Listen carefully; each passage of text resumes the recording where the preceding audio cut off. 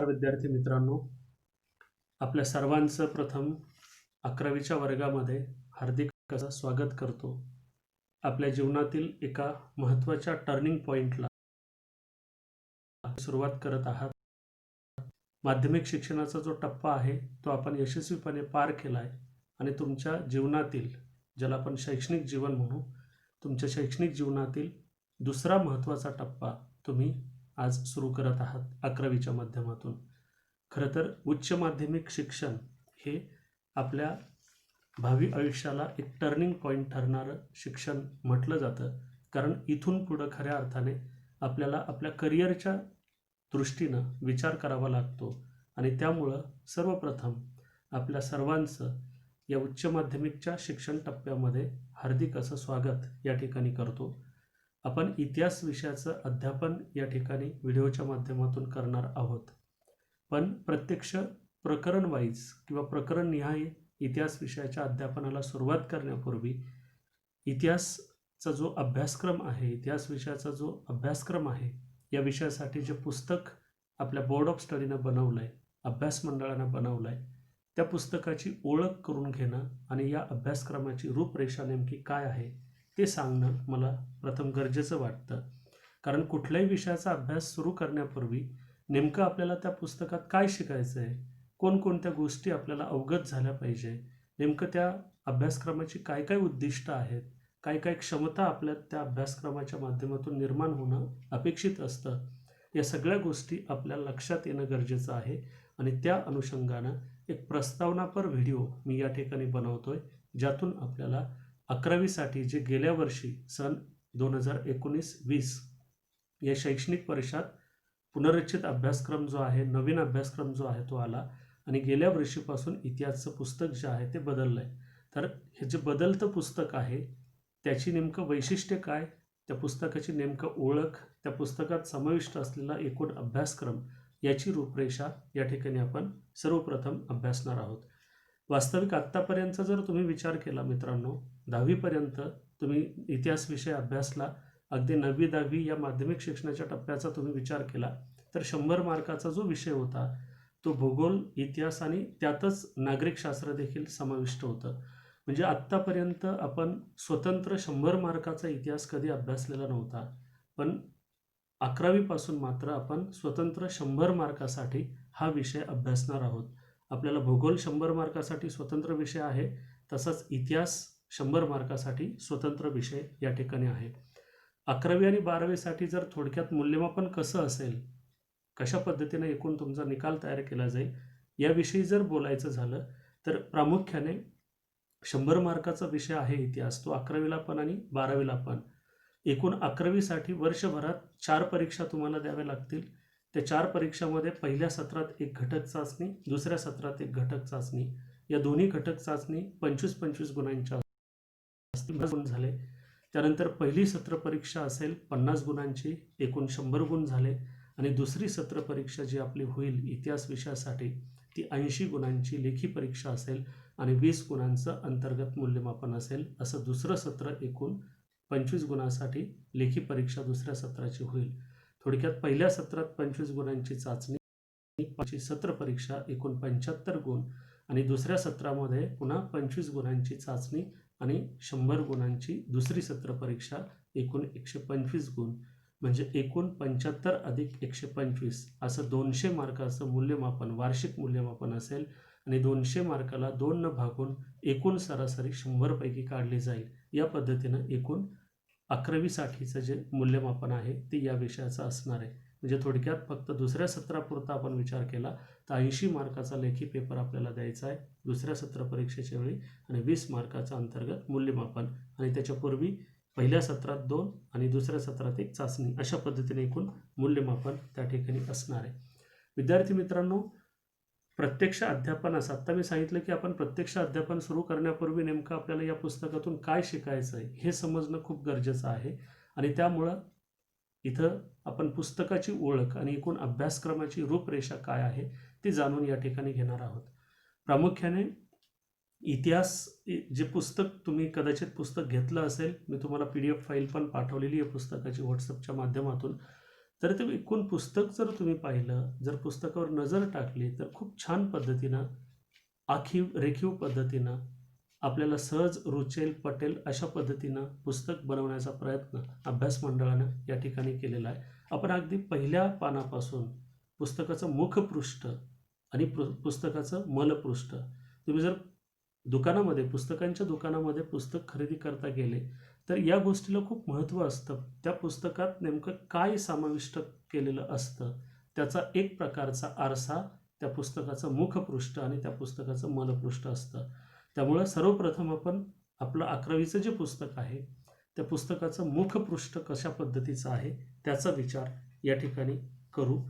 प्रामुख्याने मुखपृष्ठावर जर नजर टाकली तर तुमच्या समोर स्क्रीनवर तुम्हाला दिसतंय बघा, मुखपृष्ठ तुमच्या पुस्तकाचं जे मुखपृष्ठ आहे ते कशा स्वरूपाचं आहे हे तुम्हाला या ठिकाणी स्क्रीनवर दिसतंय. खूप बोलक्या स्वरूपाचं हे मुखपृष्ठ जे आहे ते तुम्हाला दिसेल. काही चित्रांचा समावेश या ठिकाणी प्रामुख्याने केला. तर या मुखपृष्ठावर जे चित्र समाविष्ट त्या ठिकाणी केलीत, वरच्या बाजूला बघा 3 भांडी तुम्हाला दिसतील बघा, मृद भांडी आहेत. ते मृद भांडी म्हणजे मातीची भांडी.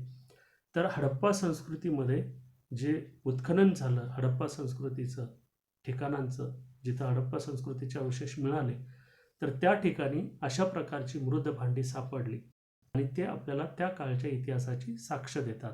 त्यामुळं हडप्पा संस्कृतीविषयीची नक्कीच माहिती आपल्याला या पुस्तकात अभ्यासायला मिळणार आहे, असं आपण एक ढोबळमानाने निष्कर्ष काढू शकतो. पुढं आपल्याला कळेलच काय काय शिकायचं आहे आणि काय नाही ते, हे पुढं कळेलच. पण एक ढोबळमानाने हडप्पा संस्कृतीचा इतिहास आपल्याला शिकायला मिळेल हे आपण या चित्राच्या द्वारे समजून घेऊ शकतो. त्याच्यानंतर दुसरं जे चित्र आहे डाव्या बाजूला जर तुम्ही पाहिलं तर माईसान या ठिकाणच्या मंदिराच्या शिखरावरील शिल्प या ठिकाणी दिलंय बघा. हे जे झूम करून दाखवतो मी, हे जे चित्र आहे ते एका मंदिराच्या शिखरावरील चित्र आहे. माईसान या ठिकाणचं ते मंदिर आहे आणि त्या मंदिराचा जो शिखर आहे त्या शिखरावर केलेलं ते नक्षीकाम आहे किंवा कोरीव काम आहे. याच्यातून आपल्या लक्षात येईल की ऐतिहासिक काळात किंवा इतिहासामध्ये गत काळात जी स्थापत्य कला होती त्या इतिहास आपल्याला या पुस्तकात अभ्यासायला मिळेल. त्याच्यानंतर मध्ये जे चित्र ठिकाणी समाविष्ट केले बघा, काळ्या रंगाचा दगड, तर ती एक मुद्रा आहे. खरं तर तो दगड नाही, तर ती एक मुद्रा आहे. ही जी मुद्रा आहे प्रामुख्याने त्या मुद्रेवर तुम्हाला जहाजाचे चित्र कोरलेलं दिसेल. तर सातवाहन काळातील सातवाहन नावाचं एक साम्राज्य होतं, ज्याला डिनास्टी आपण म्हणू शकतो. तर सातवाहन जे साम्राज्य होतं त्या काळातील राजा पुलुयामी किंवा त्याला पुळुयामी असं पण म्हटलं जातं, या राजाचा उल्लेख आपल्याला पुस्तकात आलेला आहे. आणि या राजानं अशा प्रकारची मुद्रा बनवली. त्यानं त्या मुद्रेवर जहाजाचं चित्र छापलेलं आपल्याला दिसतंय. नेमका हेतू काय होता त्याचा जहाजाचे चित्र छापण्यापाठीमागं, तर त्याला त्या ठिकाणी त्याच्या कालखंडामध्ये समुद्रमार्गाने चालणार त्या ठिकाणी या चित्राच्या माध्यमातून अधोरेखित करायचा होता आणि म्हणून त्यानं त्या मुद्रेवर ते जहाजाचं जे चित्र आहे ते कोरलेलं तुम्हाला दिसेल. म्हणजे निश्चितच सातवाहनकालीन राजवट आपल्याला अभ्यासायला त्या ठिकाणी मिळेल. त्याच्या उजव्या बाजूला जे चित्र तुम्हाला दिसतंय ते कार्ले या ठिकाणच्या चैत्यगृहाचं चित्र आहे. आपल्याला माहिती आहे की वेरूळ, अजिंठा या ठिकाणी लेण्या कोरलेल्या आहेत, तशाच कार्ले या ठिकाणी देखील लेण्या कोरलेल्या आहेत. तर कार्ले या ठिकाणी चैत्यगृह, बौद्धकालीन चैत्यगृहांच्या लेण्या कोरलेल्या आहेत. तर त्याचं ते चित्र तुम्हाला दिसेल. निश्चित बौद्धकालीन लेण्यांचा अभ्यास आपल्याला पुस्तकात त्या ठिकाणी तो अभ्यास करण्यास संधी मिळू शकते. त्यानंतर खालचं जे चित्र आहे सगळ्यात खालचं चित्र छत्रपती शिवाजी महाराजांच्या हिंदवी स्वराज्याचं राजधानीचं ठिकाण असलेला गड रायगड, हे रायगडाचं चित्र त्या ठिकाणी दिलंय. या पद्धतीनं 5 चित्र या मुखपृष्ठावर समाविष्ट केलेली आहेत आणि या 5 चित्रातून वेगवेगळ्या कालखंडात म्हणजे आपल्याला नेमकं पुस्तकातून कोणकोणते टप्पे अभ्यासायचे याची एक ढोबळमानाने पुसटशी कल्पना त्या ठिकाणी आपल्याला येऊ शकते. अगदी हडप्पा संस्कृतीपासून ते अगदी छत्रपती शिवाजी महाराजांचा कालखंड या दरम्यानच्या कालखंडाचा अभ्यास आपण या पुस्तकाच्या माध्यमातून करणार आहोत, असं आपण निष्कर्ष यातून काढू शकतो. प्रत्यक्ष ज्यावेळी एक एक प्रकरण आपण घेऊ त्यावेळी लक्षात येईलच, या सगळ्या गोष्टी आपल्याला समजतील. या पद्धतीने एकूण या पुस्तकाचं मुखपृष्ठ आहे. याच्यानंतर या पुस्तकाचं मलपृष्ठ म्हणजे अगदी शेवटचं जे कव्हर पेज असतं प्रत्येक पुस्तकाला, तुमच्या इतिहासच्या पुस्तकाला, इंग्लिशच्या पुस्तकाला, सगळ्या पुस्तकांना मुखपृष्ठ म्हणजे अगदी पहिलं कव्हर पेज आणि मलपृष्ठ म्हणजे अगदी शेवटचं कव्हर पेज, मलपृष्ठ प्रामुख्याने म्हटलं जातं. तर पुस्तकाचं जे मलपृष्ठ दिलंय त्याच्यावर पुन्हा 4 चित्रांचा समावेश आहे. एक चित्र जे आहे ते वरच्या बाजूला डावीकडचं जे चित्र आहे ते कुतुब मिनारचं चित्र तुम्हाला दिसेल. सामान्यपणे दिल्लीमध्ये सुलतानशाहीची स्थापना झाल्यानंतर कुतुबुद्दीन ऐबक नावाच्या सुलतानानं हा जो कुतुब मिनार आहे तो बांधलेला होता. त्यामुळे निश्चित दिल्लीची सुलतान आपल्याला अभ्यासण्यासाठी या पुस्तकात मिळेल. याच्यानंतर दुसरं जे चित्र आहे त्याच्या बाजूला उजव्या बाजूला असलेलं जे चित्र आहे ते फत्तेपूर सिक्री या ठिकाणचा बुलंद दरवाजा याचं ते चित्र तुम्हाला दिसेल. मोगल सम्राट अकबर याच्या काळात हा जो बुलंद दरवाजा आहे तो बांधला गेलेला होता. त्यानंतर खालच्या बाजूला जे तिसरं चित्र आहे डाव्या बाजूला दिलेलं ते सिन्नर या ठिकाणी असलेलं जे गोंदेश्वर मंदिर आहे त्या गोंदेश्वर मंदिराचं चित्र त्या ठिकाणी दिलंय. आणि त्याच्या बाजूला उजव्या साईडनं आपल्याला माहिती आहे जिथे जिथे सांस्कृतिक कार्यक्रम असतात तिथे तिथं शक्यतो नटराजाच्या मूर्तीची पूजा केली जाते. तर नटराजाची मूर्ती त्या ठिकाणी आहे. एक शिवाचं लॉर्ड शिवा किंवा हिंदू डायटी ज्याला आपण म्हणतो, हिंदूचं एक श्रद्धास्थान शिव, त्या शिवाचं वैशिष्ट्य आहे डान्सिंग पोजमध्ये तांडव शिवा करायचे आणि त्या डान्सिंग पोजमध्ये असलेली त्यांची एक अवस्था या नटराजाच्या मूर्तीच्या माध्यमातून या ठिकाणी दाखवली गेली आहे. प्रामुख्याने ही जी मूर्ती आहे ती कांस्य धातूची मूर्ती आहे आणि विशेषतः चोल साम्राज्यातील धातुशिल्पाचा तो एक उत्कृष्ट नमुना मानला जातो. म्हणजे चोल राजांच्या कालखंडामध्ये कांस्य धातूपासून अशा प्रकारच्या नटराजाच्या मूर्त्या बनवल्या जायच्या आणि त्या मूर्त्या त्या ठिकाणी इतिहासात प्रसिद्ध होत्या. तर निश्चित आपल्याला चोल साम्राज्याविषयी देखील माहिती अभ्यासण्यास मिळेल. आता बघा, आपण मुखपृष्ठाविषयी चर्चा केली, मलपृष्ठाविषयी चर्चा केली, काही चित्र त्यात दिलेत आणि त्या चित्राच्या आधारे आपण एक असं गेस करू शकतो, एक अंदाज बांधू शकतो की या पुस्तकाच्या माध्यमातून आपल्याला काय काय शिकायला मिळू शकतं. या पद्धतीनं मुखपृष्ठ आणि मलपृष्ठाचा विचार आपण करू शकतो. आता यानंतर पुढं जायचं म्हटलं तर तुमच्या पुस्तकात सुरुवातीची काही पानं आहेत ती जर तुम्ही काळजीपूर्वक पाहिली तर काही गोष्टी तुमच्या त्यात लक्षात येतील. एकूण तुमचं जे पुस्तक आहे हे पुस्तक 4 प्रमुख घटकात विभागलं आहे. पुस्तकांची प्रकरण संख्या जर तुम्ही पाहिली तर पुस्तकांची प्रकरण संख्या एकूण 16 आहेत. 16 प्रकरणं या पुस्तकात आहेत. पण या 16 प्रकरणांची विभागणी प्रमुख गटातली जी विभाग आहे ती 4 घटकात विभागणी केल्याचं आपल्याला दिसेल. यामध्ये पहिला जो घटक आहे, इथं बघा प्रत्येक घटकासाठी एक टेबल या ठिकाणी दिलाय. घटक आणि त्याच्या बाजूला सोबत क्षमता विधानं त्या ठिकाणी दिलेत.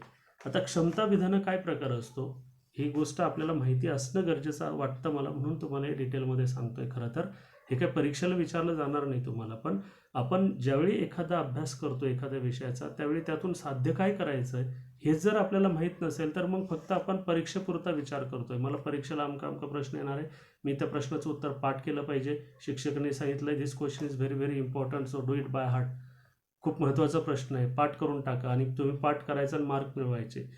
खरं तर ही अभ्यासाची खरी पद्धत किंवा योग्य पद्धत नाही.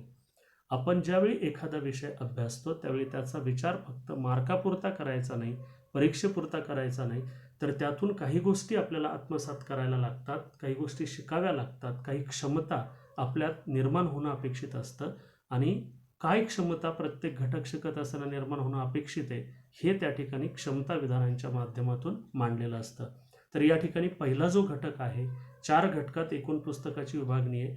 तर या 4 घटकापैकी पहिला घटक या ठिकाणी आहे इतिहास पूर्व काळातील भारत, कंसात दिलंय महाराष्ट्राच्या संदर्भासहित. इतिहास पूर्व काळातील भारत. मुळात लक्षात घ्या मित्रांनो की प्रत्येक ठिकाणाचा, प्रत्येक देशाचा इतिहास हा 3 गटामध्ये विभागतो. 2 भाग असतात, दोन्ही भाग 1 3 गटात आणि भाग 2 3 गटात विभागणी आपण करू. इतिहासाच्या अभ्यासाच्या सोयीसाठी. कारण इतिहास म्हणजे काय तर गतकालीन घटनांचा आढावा, गतकालीन घटनांचा अभ्यास, त्याला आपण इतिहास म्हणू शकतो. पण हा जो गतकाल आहे तो इतका विस्तीर्ण असतो, इतका व्यापक असतो, त्याची व्याप्ती एवढी मोठी असते की त्याचे आपल्याला टप्पे करावे लागतात. आणि हे टप्पे करताना मानवानं प्रगती कशा पद्धतीनं साधली, या प्रगतीचा आधार घेऊन हे टप्पे केले जातात. आणि त्या प्रगतीच्या आधारावर प्रत्येक देशाच्या किंवा प्रत्येक ठिकाणाच्या इतिहासाचे 3 टप्पे केले जातात. ते म्हणजे प्राचीन कालखंड, त्यानंतर मध्ययुगीन कालखंड आणि अर्वाचीन कालखंड. प्राचीन म्हणजे अगदी जुना कालखंड, मध्ययुगीन म्हणजे मधल्या टप्प्यातला कालखंड आणि अर्वाचीन आधुनिक कालखंड. अर्वाचीन म्हणजेच आधुनिक, जो आत्ता चालू आहे त्याला आपण आधुनिक कालखंड म्हणू शकतो. म्हणजे प्रत्येक देशाच्या इतिहासाचे 3 प्रमुख कालखंड येतात. ते कालखंड ढोबळमानानं पाडलेले नाहीत. ते कालखंड करताना देखील इतिहास तज्ज्ञांनी मानवाची जी एकूण प्रगती आहे त्या प्रगतीचा सार किंवा ती प्रगती कशा पद्धतीनं झाली या गोष्टीचा देखील त्या ठिकाणी विचार केलेला आपल्याला दिसेल. हा एक भाग झाला, म्हणजे प्राचीन कालखंडाचा अभ्यास करणं, मध्ययुगीन कालखंडाचा अभ्यास करणं आणि आधुनिक कालखंडाचा अभ्यास करणं. हा या पद्धतीनं एखाद्या देशाचा 3 गटात अभ्यास आपण करू शकतो. त्याच्यासोबत आणखी 3 भाग या ठिकाणी पाडले जातात इतिहास अभ्यासाचे. ते म्हणजे माणसाला लेखन कला अवगत होती नव्हती, आणि होती तर ती किती प्रमाणात, कशी, वाचनीय होती का, या आधारे पुन्हा 3 गट पडतात. 3 गट म्हणजे एक प्रागैतिहासिक कालखंड, इतिहासपूर्व कालखंड आणि इतिहास कालखंड. परत सांगतो, 3 कालखंड. दुसऱ्या गटातले 3 कालखंड. पहिल्या गटातले मी सांगितले प्राचीन कालखंड, मध्ययुगीन कालखंड आणि अर्वाचीन किंवा आधुनिक कालखंड. तसंच आणखी एक पद्धत जी वापरली जाते ती म्हणजे प्रागैतिहासिक कालखंड, इतिहासपूर्व कालखंड आणि इतिहास कालखंड किंवा ऐतिहासिक कालखंड त्याला आपण म्हणू शकतो. इतिहास काळ सुद्धा त्याला आपण म्हणू शकतो. या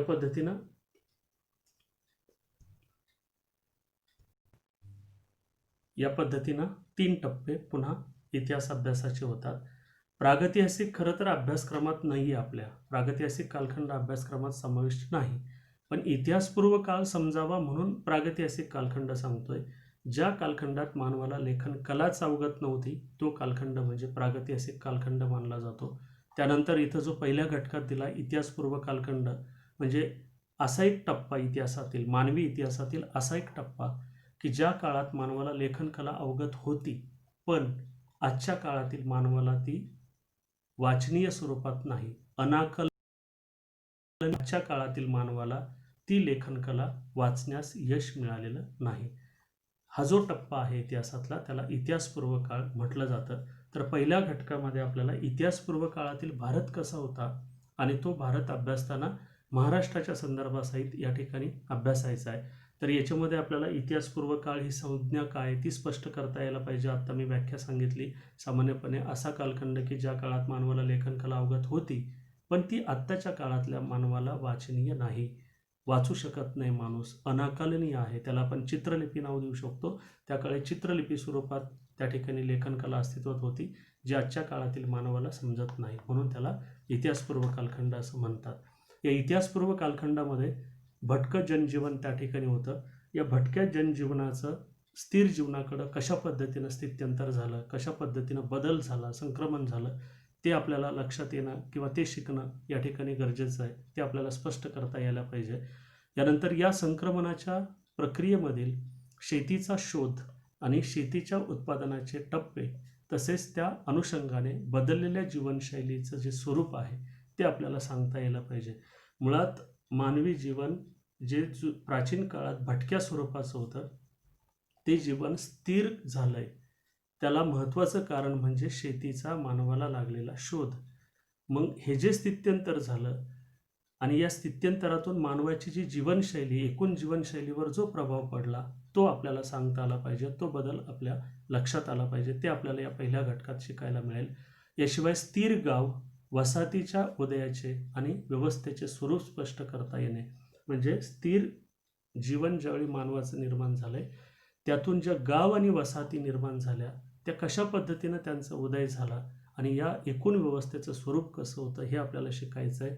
त्यानंतर नागरीकरणाच्या प्रक्रियेचं स्वरूप सांगता येणं, टप्प्याटप्प्याने जसा माणूस स्थिरावला तसं नागरीकरण त्या ठिकाणी गाव वस्तीचंच रूपांतर पुढं नगरांमध्ये त्या ठिकाणी होत गेलं आणि त्यामुळं नागरीकरण प्रक्रियेचं स्वरूप आपल्याला कळलं पाहिजे, यातून शिकायचं आहे ते आपल्याला. त्याचबरोबर व्यापाराचा उत्कर्ष आणि नगरांचा विकास यामधील जो सहसंबंध आहे आणि परस्परावलंबित्व जे आहे ते जोडता येणं गरजेचं आहे. म्हणजे या बाबीचा देखील विचार या ठिकाणी करायचा. इथं मी जास्त सविस्तर बोलत नाही, कारण हे फक्त रूपरेषा आपण पाहतोय. प्रत्यक्ष प्रकरण ज्यावेळी आपण घेऊ त्यावेळी मी सविस्तर त्या प्रत्येक घटकाविषयी बोलेल. त्यामुळे इथं फक्त आपण एक आढावा काय शिकायचं आहे हे आपल्याला समजणं या ठिकाणी गरजेचं आहे. त्याचबरोबर व्यापाराचा ऱ्हास आणि नगरांचा ऱ्हास कसा झाला, असे एकूण एवढे मुद्दे आपल्याला घटक क्रमांक 1 मध्ये अभ्यासायचे आहेत. यानंतर दुसरा घटक आहे इसवी सन पूर्व 6व्या ते इसवी सन पूर्व 3ऱ्या शतकापर्यंतचा भारत. या कालखंडाच्या दरम्यानचा इसवी सन पूर्व 6व्या शतकापासून ते इसवी सन पूर्व 3ऱ्या शतकापर्यंतचा किंवा 3ऱ्या शतकाच्या आधीचा जो भारत आहे तो आपल्याला अभ्यासायचा. तो पण महाराष्ट्राच्या संदर्भासहित. आपण महाराष्ट्रात राहतोय त्यामुळं महाराष्ट्राच्या संदर्भासहित या सगळ्या इतिहासाचा अभ्यास करणं या ठिकाणी अभिप्रेत आहे. आता याच्यात क्षमता कोणकोणत्या अपेक्षित आहेत, क्षमता विधानं काय आहेत, तर इतिहास काळ आणि लिखित साहित्य यांच्यातील संबंध स्पष्ट करता येणं.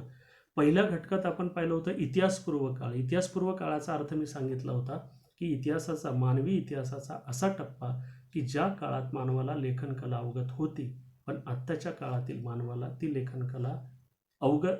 लेखनकला वाचनीय नाही. आता इथे इतिहास काळ असा आलाय. मागच्या मुद्द्यात इतिहासपूर्व काळ होता, इथं जो शब्द वापरलाय तो इतिहास काळ असा आहे. इतिहास काळ म्हणजे काय, तर ज्या कालखंडापासून मानवाला लेखनकला अवगत होती आणि ती लेखनकला आजच्या काळातील मानवाला समजणारी आहे, समजू शकतो आजच्या काळातील माणूस. साधारणपणे वैदिक कालखंडापासूनचं जे लिखाण आहे ते आजच्या इतिहास तज्ज्ञांना वाचण्यात यश मिळालेलं आहे.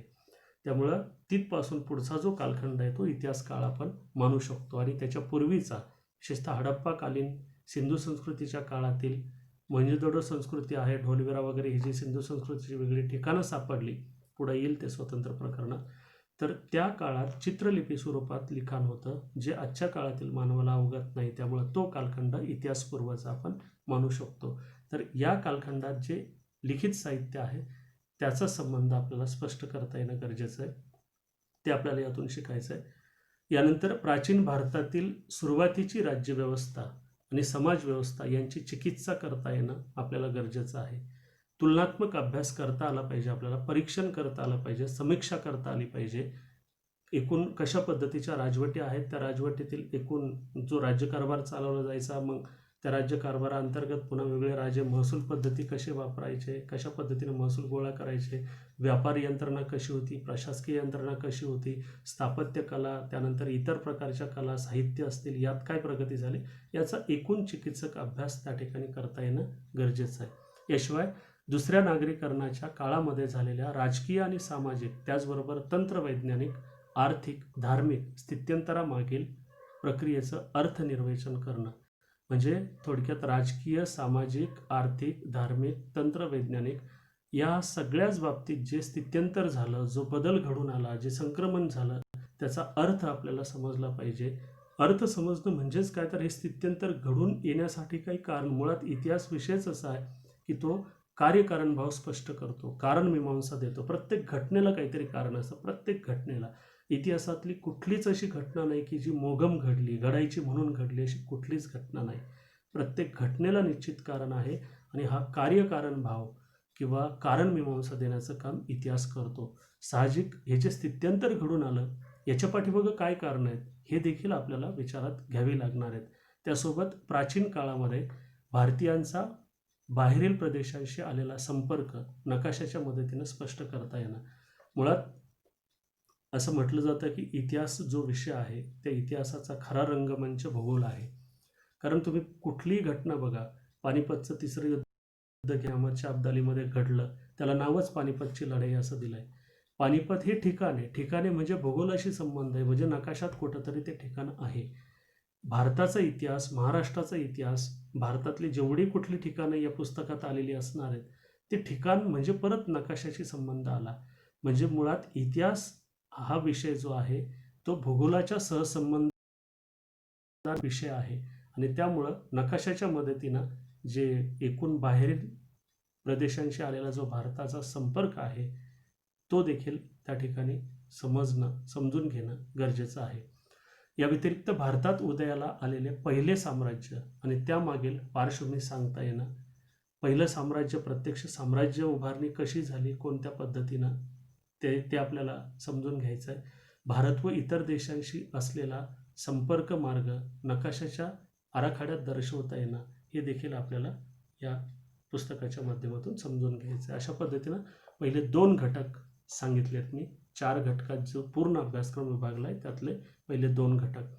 यानंतर तिसरा घटक या ठिकाणी आहे.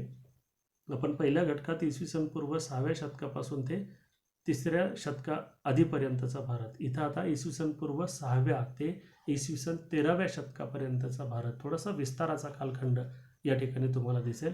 शेवटी भारत आहे पण महाराष्ट्राच्या संदर्भासहित.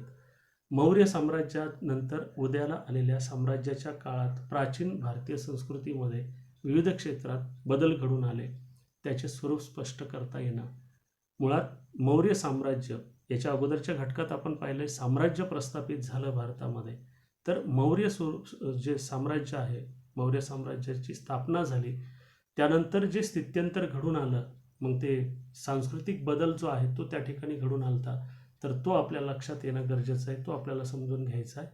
त्याचबरोबर दक्षिण भारताचा करणं, पुन्हा भारताचा अभ्यास करत असताना उत्तर भारत आणि दक्षिण भारत, मौर्यांच्या सत्तेचा जर आपण विचार केला तर ती उत्तर भारतातली सत्ता होती, पण त्याच्याच पॅरलल, त्याच्याच कंटेम्पररी पिरियडचा आपण विचार केला, त्याच्या समकालाचा विचार केला, तर इकडं दक्षिण भारतामध्ये देखील काही राजसत्ता त्या ठिकाणी कार्यरत होत्या. तर त्या राजसत्तांची चिकित्सक अभ्यास आपल्याला करायचा आहे. या काळात भारतीय व्यापार पश्चिमेकडे रोमपर्यंत पोहोचलेला होता, याची देखील चिकित्सा आपल्याला त्या ठिकाणी करायची. काही शतकानंतर भारतीय व्यापाराची क्षितिजे विस्तारली गेली आणि अगदी आग्नेय आशियातील देशापर्यंत भारतीय व्यापारी पोहोचले. मग हा जो बदल घडून आला व्यापारी क्षेत्रात, फक्त भारतातल्या भारतात हा व्यापार राहिला नाही, तर आंतरराष्ट्रीय दर्जाचा व्यापार या कालखंडात विकसित झाला. तर तो कसा प्रसारित झाला? बरं, फक्त व्यापार झाला, व्यापार वाढला, व्यापाराची भरभराट झाली एवढंच नाही, तर व्यापाराचे काही इतर त्या ठिकाणी बदल त्या माध्यमातून घडत असतात. साहजिक व्यापाराच्या निमित्ताने जरी लोक इकडचे तिकडं जात असले, दुसऱ्या देशात जात असले, तरी ते फक्त व्यापारापुरतं मर्यादित राहत नाही. सांस्कृतिक देवाणघेवाण त्या ठिकाणी होती आणि एक प्रकारे भारतीय संस्कृतीचा प्रसार जगामध्ये या माध्यमातून घडून आला. या घटकाच्या माध्यमातून करून घ्यायची आहे. त्यानंतर प्राचीन भारतीय व्यापारी मार्ग जगाच्या आराखड्यात दाखवता येणं. हे जे व्यापारी मार्ग होते ते कशा पद्धतीनं होते ते आपल्याला समजून घ्यायचं आहे. भारतीय संस्कृतीच्या प्रसाराची ठिकाणं नकाशाच्या आराखड्यात दाखवता येणं, असे वेगळे मुद्दे, वेगळ्या क्षमता या तिसऱ्या घटकाच्या माध्यमातून आपल्याला अभिप्रेत आहेत. आता शेवटचा घटक आहे आपल्या पुस्तकातील, तो म्हणजे घटक क्रमांक 4, इसवी सन 13वे शतक ते 19व्या शतकापर्यंतचा, म्हणजे जवळपास 13, 14, 15, 16, 19, 7 शतकांचा इतिहास या ठिकाणी हा पण महाराष्ट्राच्या संदर्भासहित. प्रामुख्याने मध्ययुगीन भारतातील राजकीय स्थितीचा अभ्यास करणं, ती स्पष्ट करता येणं, ती समजून घेणं हे आपल्याला अभिप्रेत आहे. मध्ययुगीनचा टप्पा, मग जसं मी सांगितलं होतं 3 टप्पे, प्राचीन, मध्ययुगीन आणि अर्वाचीन, प्रत्येक ठिकाणाला 3 टप्प्यात आपण अभ्यासू शकतो. तसा हा जो टप्पा आहे या 4थ्या घटकातला तो मध्ययुगीनचा टप्पा आहे. याच्या अगोदरचे जे टप्पे होते ते प्राचीन इतिहासाचे किंवा भारताच्या प्राचीन कालखंडाचे टप्पे होते. त्याचबरोबर अरबांच्या आक्रमणाविषयी माहिती स्पष्ट करता येणं, अल्लाउद्दीन खिलजी आणि देवगिरीचे यादव यांच्यातील राजकीय संघर्षाची कारणं स्पष्ट करणं. मुळात मध्ययुगीन कालखंडामध्ये इकडं उत्तर भारतात सुलतानशाही कार्यरत होती, त्याच्याच पॅरलल, त्याच्याच कंटेम्पररी दक्षिण भारतात काही इतर राजसत्ता कार्यरत होत्या आणि त्या दरम्यानच्या काळात हिंदू सत्ता होती देवगिरीचे यादव खरं तर त्या दरम्यान सुलतान आणि देवगिरीचे यादव यांच्यात जो संघर्ष अभ्यासायचा आहे. व्यापार आणि वाणिज्य क्षेत्रातील प्रगतीविषयी माहिती प्राप्त करणं ही एक क्षमता आपल्याला प्राप्त करायची अभ्यासक्रमाच्या माध्यमातून. शहरीकरणाची प्रक्रिया स्पष्ट करणं, शहरीकरण म्हणजे काय ते आपल्याला कळायला पाहिजे. या काळातील कला, साहित्य, स्थापत्याच्या क्षेत्रातील प्रगतीविषयी माहिती सांगता येणं आपल्याला गरजेचं आहे. भारतात मुघल सत्तेच्या स्थापनेची कारणमीमांसा करणं, मुघल सत्ता कोणत्या कारणामुळे प्रस्थापित झाली भारतामध्ये, त्याची कारणमीमांसा आपल्याला जमायला पाहिजे, लक्षात यायला पाहिजे. या काळातील जमीन महसूल कशा पद्धतीचा होता, ती व्यवस्था कशी होती एकूण, ते आपल्याला समजून घेता आलं पाहिजे, ती क्षमता आपल्यात आली पाहिजे. त्यानंतर छत्रपती शिवाजी महाराजांनी प्रतिकूल परिस्थितीमध्ये हिंदवी स्वराज्याची स्थापना कशी केली, त्याचबरोबर शिवकालीन राज्यव्यवस्था कशी होती, पेशवेकालीन राज्यव्यवस्था कशी होती, छत्रपती शिवाजी महाराजांचा साम्राज्य विस्तार कसा होता, भारताच्या नकाशाचा आराखडा डोळ्यासमोर ठेवून हा साम्राज्य विस्तार मांडणं आणि पेशवेकालीन राज्य विस्ताराची ठिकाणं नकाशामध्ये दर्शवता येणं, हे आपल्याला या चौथ्या घटकात शिकणं अभिप्रेत आहे. म्हणजे या पद्धतीनं एकूण जर आपण पुस्तकाची विभागणी 4 घटकांच्या माध्यमातून पाहिली, तर शॉर्टमध्ये एक वाक्यात जर सांगायचं झालं तर आपल्याला पूर्ण भारताचा इतिहास अभ्यासायचा आहे, पण तो महाराष्ट्राच्या संदर्भासहित अभ्यासायचा आहे. म्हणजे जास्त जे स्ट्रेस आहे किंवा जास्त जो फोकस आहे तो महाराष्ट्राला दिलेला आहे. आणि भारतीय इतिहासाचे 2 कालखंड आपल्याला 11वीच्या पुस्तकात अभ्यासायचे, ते म्हणजे भारताचा प्राचीन इतिहास आणि भारताचा मध्ययुगीन इतिहास. जसं मी मगाशी सांगितलं, प्रत्येक देशाचा इतिहास 3 कालखंडाच्या आधारे आपण अभ्यासू शकतो, एक प्राचीन, मध्ययुगीन आणि तिसरा अर्वाचीन. तर आत्ता जे 11वीचं पुस्तक आहे आपलं, त्यामध्ये आपल्याला भारताचा अभ्यास करायचा आहे, पण भारताचे 2 कालखंड आपल्याला या पुस्तकात अभ्यासायला मिळतील, एक प्राचीन कालखंड आणि मध्ययुगीन कालखंड. आता प्रकरण निहाय विभागणी आपण पाहणार आहोत. प्रत्येक प्रकरणात थोडक्यात काय शिकायचं याचा विचार आपण सर्वप्रथम करणार आहोत. मगाशी मी सांगितलं की पूर्ण अभ्यासक्रम 4 घटकात आहे आणि 4 घटकांची विभागणी 16 प्रकरणात आहे. म्हणजे एकूण 16 प्रकरणं आपल्याला अभ्यासक्रमासाठी आहेत. त्यातलं पहिलं जे प्रकरण आहे ते आद्य शेतकरी असं आहे. या आद्य शेतकरी प्रकरणामध्ये इथे 6 मुद्दे आहेत बघा. 6 मुद्द्यांचा अभ्यास आपल्याला करायचा आहे. यामध्ये नद्याकाठची संस्कृती, भारतामध्ये ज्यावेळी मानवी जीवन स्थिर स्वरूपात निर्माण होण्यास सुरुवात झाली, त्यावेळी नद्याकाठी संस्कृतींचा उगम झाला. त्याला कारण शेतीची सुरुवात नद्याकाठीच होणं शक्य होतं. पाण्याची उपलब्धता वगैरे, सुपीक जमीन, या सगळ्या गोष्टी त्याला कारणीभूत आहेत. तर त्या माध्यमातून नद्याकाठी कशी संस्कृती निर्माण झाली, शेतीची सुरुवात कशी झाली, कृषी जीवनास कशी सुरुवात झाली, भारतातील आद्य शेतकरी कोण, एकूण कशा पद्धतीची पिकं किंवा कशा पद्धतीने ते शेती करायची, स्थिर गाव वसाहती संघटना आणि व्यवस्थापन, स्थिर गाव आणि वसाहती संकल्पना कशी उदयास आली आणि एकूण त्याचं संघटन आणि व्यवस्थापन कसं चालायचं, यातूनच पुढं स्थिर जीवन निर्माण झाल्यानंतर व्यापार आणि दळणवळण कसं वाढलं आणि एक प्रकारे नागरीकरणाची सुरुवात कशी झाली, हे आपल्याला या पहिल्या प्रकरणात अभ्यासायचं आहे. यानंतर दुसरं प्रकरण या ठिकाणी आपल्याला अभ्यासायचं आहे. त्या प्रकरणाचं नाव आहे भारतातील आद्य नगरे. यामध्ये आपल्याला हडप्पा संस्कृतीची वैशिष्ट्ये आहेत. सिंधू संस्कृती ज्याला आपण म्हणतो, खूप सारे ठिकाणं सापडली. धोलविरा आहे, कालीबंगा आहे, हडप्पा आहे, मोहंजोदडो आहे. अशा वेगळ्या ठिकाणी नागरी वळणाची संस्कृती असलेले अवशेष सापडले, तर ते आपल्याला या प्रकरणात अभ्यासायचं आहे. दुसरा मुद्दा आहे नगरे आणि गाव वसाहती यांच्यातील परस्पर संबंध. हा एक मुद्दा आपल्याला या ठिकाणी अभ्यासायचा आहे. त्यानंतर तिसरा मुद्दा आहे उत्पादन, व्यापार, व्यवस्थापन आणि शासन व्यवस्था. हा तिसरा मुद्दा आपल्याला अभ्यासायचा आहे. नागरी जीवनात कशा पद्धतीने उत्पादन घेतलं जायचं, व्यापार कसा होता, एकूण व्यवस्थापन कसं होतं, शासन यंत्रणा कशी होती आणि या नगरांचा ऱ्हास का झाला, सिंधू संस्कृतीचा ऱ्हास झाला, त्याला काही कारणं होती, सगळ्या गोष्टी आपल्याला या दुसऱ्या प्रकरणात अभ्यासायच्यात. यानंतर तिसरं प्रकरण आहे भारतातील ताम्रपाषाण युगीन गाव आणि वसाहती. इथं मी प्रत्येक मुद्दा सविस्तर स्पष्ट करून सांगत नाही, कारण ज्यावेळी आपण प्रकरण घेऊ त्यावेळी डिटेल समजेल. इथं फक्त आपण आढावा घेतोय, रूपरेषा सांगतोय मी की एकूण या पुस्तकात आपल्याला काय काय शिकायचं आहे. म्हणजे एक आउटलाईन तुमच्या पुस्तकात नेमकं काय आहे, इतिहासच्या पुस्तकात काय शिकायला मिळेल, याची एक आउटलाईन, याची एक आयडिया, याची एक संकल्पना तुमच्या मनामध्ये निर्माण होईल.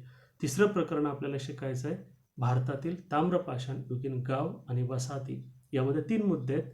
पहिला मुद्दा आहे भारतातील ताम्रपाषाण युग. ताम्रपाषाण म्हणजे काय? ज्या काळात मानवानं जीवनोपयोगी वस्तू बनवण्यासाठी ताम्र म्हणजे तांब धातूचा आणि पाषाण म्हणजे दगडाचा वापर केला, अशा कालखंडाला ताम्रपाषाण युग असं म्हणतात. म्हणजे काही वस्तू दगडाच्या, काही वस्तू तांबे धातूपासून वापरल्या गेल्या, म्हणून त्याला ताम्रपाषाण युग म्हणतात. ताम्रपाषाण युगीन महाराष्ट्र आणि भारतातील महापाषाण युग असे 3 मुद्दे या प्रकरणात आपल्याला अभ्यासायचे आहेत. यानंतर चौथं प्रकरण आपल्याला अभ्यासासाठी आहे ते म्हणजे वैदिक कालखंड. यामध्ये 4 मुद्दे आपल्याला अभ्यासायचे आहेत. वैदिक संस्कृती, त्यामध्ये वैदिक वाङ्मय जे वेद आहेत, ऋग्वेद, यजुर्वेद, अथर्ववेद आणि सामवेद, त्या वेदांचा अभ्यास थोडक्यात आपल्याला त्या ठिकाणी आहे. भाषाशास्त्र, पुरातत्व याचा अभ्यास त्यात करायचा आहे. त्यानंतर वैदिक वाङ्मय आणि समाज रचना, समाजाची रचना कशा पद्धतीची होती, 4 जे वर्ण होते, ब्राह्मण, क्षत्रिय, वैश्य आणि शूद्र, अशा पद्धतीनं समाज रचना, ते आपल्याला त्यात अभ्यासायचं आहे. वैदिक वाङ्मयातून उलगडणारी पूर्व वैदिक काळातील संस्कृती आणि उत्तर वैदिक काळ म्हणजे वैदिक काळानंतरचा जो टप्पा आहे, असे 4 मुद्दे या प्रकरणात अभ्यासायचे. तर 5वं प्रकरण आहे जनपदे आणि गणराज्य. 5वं प्रकरण जे आपल्याला अभ्यासायचं या पुस्तकातलं ते जनपदे आणि गणराज्य. याच्यामध्ये पहिला मुद्दा आहे जन म्हणजे काय आणि जनपदे म्हणजे काय, ती एक संकल्पना आहे. त्यानंतर दुसऱ्या मुद्द्यात आपल्याला जनपदाची संकल्पना आणि त्याच्या उपमुद्द्यात भौगोलिक सीमांची आणि स्वायत्ततेची जाणीव. त्यानंतर त्याचा दुसरा उपमुद्दा आहे पुन्हा जनपदांचा विस्तार आणि गणराज्य कशी निर्माण झाली, या पद्धतीनं हे 5वं प्रकरण आहे. यानंतर 6वं जे प्रकरण आहे भारतातील दुसरे नागरीकरण असं नाव या प्रकरणाचं आहे. आणि या प्रकरणात आपल्याला महाजनपदांचा उदय शिकायचा. तुमच्या एक लक्षात येईल बघा, पहिल्या प्रकरणापासून 6व्या प्रकरणापर्यंत मी रूपरेषा सांगत आलोय. एक चढता क्रम तुम्हाला त्या ठिकाणी दिसेल. कुठलाही अभ्यासक्रम देताना असा 1 कडून 10 कडे जसं आपण ज्याला आपण असेंडिंग ऑर्डर म्हणतो, चढता क्रम म्हणतो, त्या पद्धतीनं या प्रकरणांची रचना केली, ज्यामुळे आपल्याला त्याचं लॉजिक व्यवस्थितपणे आपल्याला एक पहिलं म्हणजे लक्षात घ्या, पहिलं प्रकरण छान समजलं तर दुसरं समजेल, दुसरं छान समजलं तर तिसरं समजेल. तुम्ही डायरेक्ट जम्पिंग करून डायरेक्ट 6वंच प्रकरण अभ्यासायला घेतलं, पहिलं 5 पर्यंत काहीच पाहिलं नाही, तर 6वं प्रकरण तुम्हाला व्यवस्थित समजणार नाही.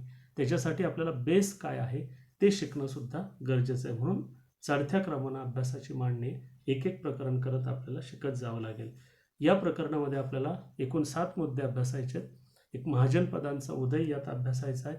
त्यानंतर अश्मक किंवा अस्सक महाजनपद, त्यानंतर दुसरं नागरीकरण, महाजनपदे आणि त्यांच्या काळातील नगरे, महाजनपदांमधील राज्यव्यवस्था, श्रेणी व्यवस्था, नंतर तत्वज्ञान आणि विविध संप्रदाय आणि नवीन धार्मिक प्रवाह किंवा धर्मप्रवाह, या सगळ्या मुद्द्यांचा अभ्यास आपल्याला या 6व्या प्रकरणात करायचा आहे. यानंतर आपलं 7वं प्रकरण आहे भारत आणि इराण, पर्शिया, म्हणजे थोडक्यात भारताचा परकीय देशांशी कशा पद्धतीचा संबंध आलता त्याविषयीचे मुद्दे या प्रकरणात आहेत. भारतीय उपखंड आणि इराण हा पहिला मुद्दा आहे. पर्शियन, ज्याला अक्मोनीय साम्राज्य म्हटलं जातं, आणि ग्रीस यांच्यात ज्या लढाया झाल्या त्या लढायांचा आढावा आहे.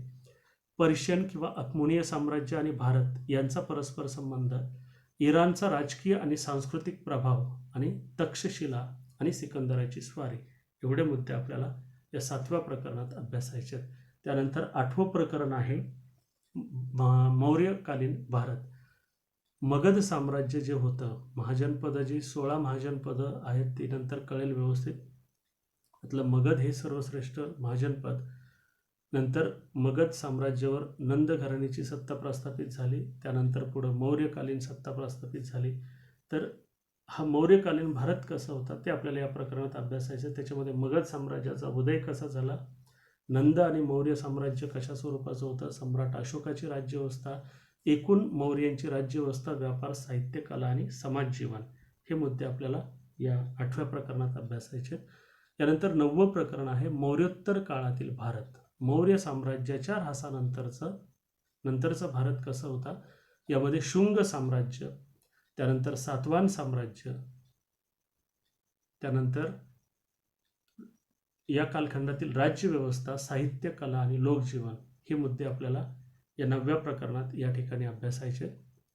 त्यानंतर 10वं प्रकरण आहे भारतीय इतिहासातील 9वे पर्व.